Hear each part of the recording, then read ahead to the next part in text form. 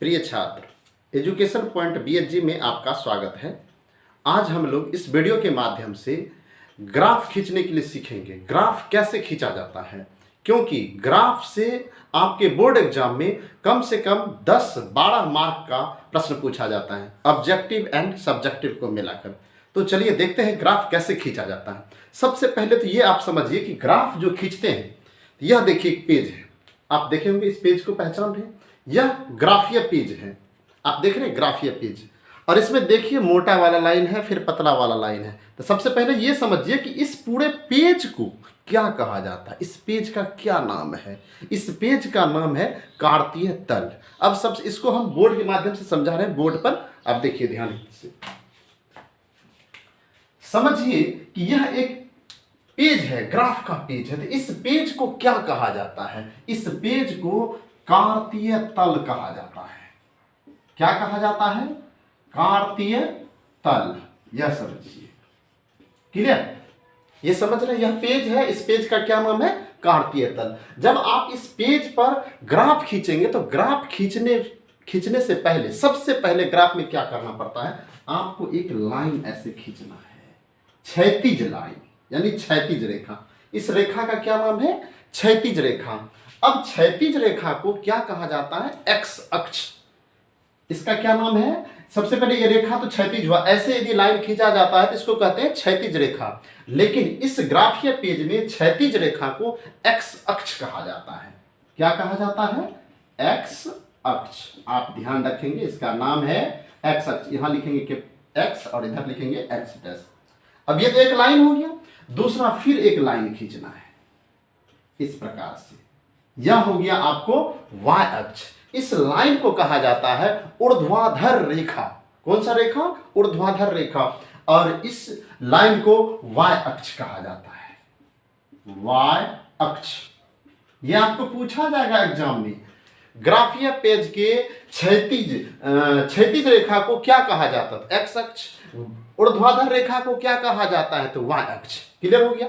जब आप ऐसा खींच देंगे ग्राफ के पेज पर तो आप देखिए 4 भाग में बट गया। चारों भाग में अब ये पहला भाग हो गया, इसको कहते हैं पहला भाग, इसको कहते हैं दूसरा। तो अब इसको पहला भाग, दूसरा भाग, तीसरा भाग, लेकिन इसको कहेंगे क्या? ये समझिए, इसको कहा जाता है प्रथम चतुर्थांश। इसका क्या नाम है? प्रथम चतुर्थांश। क्लियर? अब चतुर्थांश को हम पाद भी, हम नहीं, यानी प्रश्न में पाद भी कहा जाता है, यानी प्रथम पाद भी आप इसको बोल सकते हैं। प्रथम पाद हो गया, ये हो गया द्वितीय पाद। द्वितीय पाद या चतुर्थांश एक ही बात हो गया। इसी तरह से ये तृतीय हो गया, और इसको चतुर्थ पाद कहें या चतुर्थांश कहें। क्लियर हो गया? अब देखिए सबसे मेन पॉइंट क्या है। अब एक्स अक्ष तो ये हो गया और ये वाई अक्ष हो गया। अब ये दोनों रेखा को जब खींच देंगे तो देखिए यहां पर कटा हुआ है, इस बिंदु को मूल बिंदु कहा जाता है। क्या कहा जाता है इसको? मूल बिंदु। क्लियर? समझ गए? ग्राफ में आपको क्या करना है? ग्राफ में आपको ऐसे चिन्हित कर लेना है एक इकाई पर। अब आप इसको ग्राफ के माध्यम से समझाते हैं। इस ग्राफीय पेज के माध्यम से समझिए।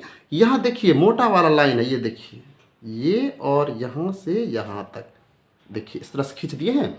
इसको एक इकाई कहेंगे। अब यह तो बोर्ड पे समझाना मुश्किल है, इसलिए हम वहां पे हम अंदाजा से लाइन खींच रहे हैं। थोड़ा सा उल्टा पुल्टा भी हो सकता है। देखिए यहां पे, यहां खींच दिए, यहां पे आप निशान देंगे, ऐसे चिन्हित कर देंगे, ऐसे चिन्हित कर देंगे। देख लीजिए, इस प्रकार से आप चिन्हित कर सकते हैं, ऐसे चिन्हित कर देंगे। क्लियर?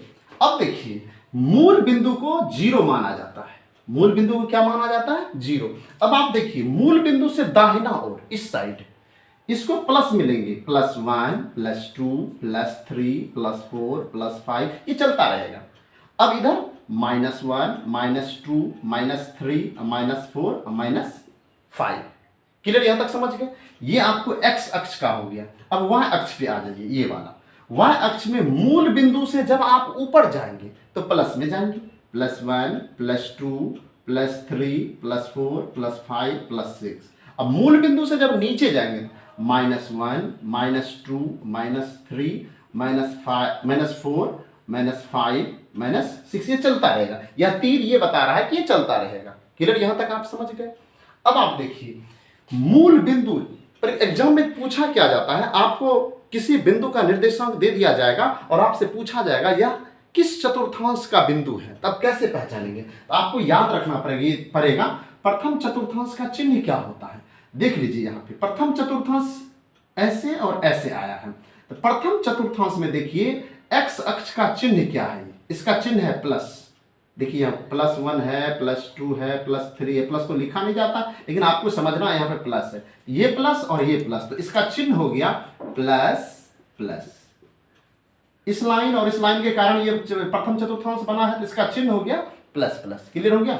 द्वितीय चतुर्थांश में आ जाइए, यहां देखिए इसका चिन्ह क्या है माइनस, यहां क्या है प्लस, तो यहां लिखेंगे माइनस और प्लस इसका चिन्ह। अब आप कहेंगे सर प्लस और माइनस क्यों नहीं हुआ, तो इसमें आपको क्या याद रखना है, सबसे पहले चिन्ह जो लिखना है हमें एक्स अक्ष का चिन्ह लिखना है। किसका चिन्ह लिखना है, एक्स अक्ष का। तो एक्स अक्ष का चिन्ह तो माइनस है, इसलिए माइनस दिया और यहाँ पर प्लस दिया। अब आ जाइए तृतीय चिन्ह, तृतीय पाद में। तृतीय पाद में देखिए एक्स अक्ष का चिन्ह क्या है माइनस, तो माइनस देंगे। वाई अक्ष का चिन्ह क्या है माइनस, तो माइनस देंगे। फिर आ जाइए इसमें चतुर्थ में, इसका चिन्ह क्या होगा, तो एक्स अक्ष का चिन्ह देखिए प्लस है तो प्लस हो गया, और वाई अक्ष का चिन्ह क्या है माइनस, तो यहाँ पे देंगे माइनस। इस प्रकार से आप देखिए प्रथम चतुर्थांश का चिन्ह हो गया प्लस प्लस, द्वितीय चतुर्थांश का चिन्ह हो गया माइनस प्लस, तृतीय का हो गया माइनस माइनस, चतुर्थ का हो गया प्लस माइनस। आप इसको बनाने का प्रैक्टिस कीजिए, 1 2 बार 3 बार आप बनाने का प्रैक्टिस कीजिए। फिर अब मान लीजिए कि ग्राफ तो आप खींचने सीख गए, अब आप किस प्रकार के प्रॉब्लम को इस ग्राफ के माध्यम से आप सॉल्व करेंगे। सपोज आपसे एग्जाम में पूछा गया -5 प्लस, प्लस तो लिखा नहीं जाता है, -5 प्लस 4, ये बिंदु है, मान लीजिए यह बिंदु है। आपसे पूछा जा रहा है कि यह बिंदु किस चतुर्थांश में है, आप कैसे पहचानेंगे। अब इस 5 का चिन्ह देखिए माइनस है और इसका चिन्ह प्लस है, तो माइनस प्लस किसका है, देख लीजिए द्वितीय का है, तो इसका आंसर हो गया द्वितीय पाद। इसका क्या आंसर हो गया, द्वितीय पाद। समझ गए।